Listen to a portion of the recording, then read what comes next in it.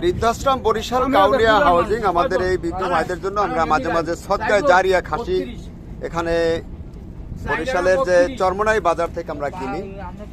তো এই যে আপনারা যারা আছেন, জেলা প্রশাসক ডিসি মহোদয় আছেন, ইউনো সাহেবরা আছেন, আপনারা ভিডিওটা আপনারা দেখবেন। আমি সবসময় এই চরমনাই বাজার থেকে খাসি কিনি বা বিভিন্ন সময় বাজারের জন্য আসি। তা আমাকেও কিন্তু এখানে টোল দিতে হয়। চরমনাই যে খেওয়াঘাট বেলতলি, খেওয়া হোক আর যাই হোক ভাই, যাই হোক আমার ভাষায় আমি বলি, আপনার ভাষা আপনারা বললেন, কোনো সমস্যা নাই।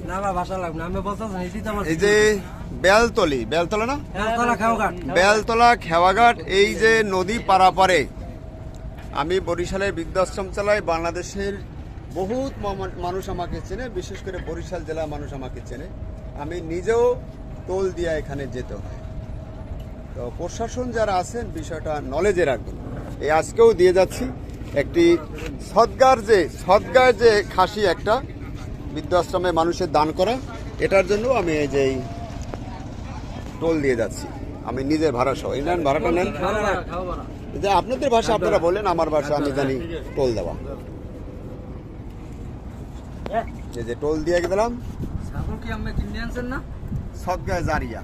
আমি কিনি আর যাই কিনি,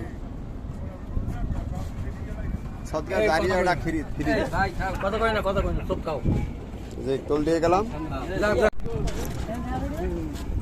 বেলতলা ফেরিঘাটিটা, এখানে ফেরি পারাপারে এবং ট্রলার পারাপারে পয়সা দিতে হয় সাধারণ যাত্রীদের কাছ থেকে।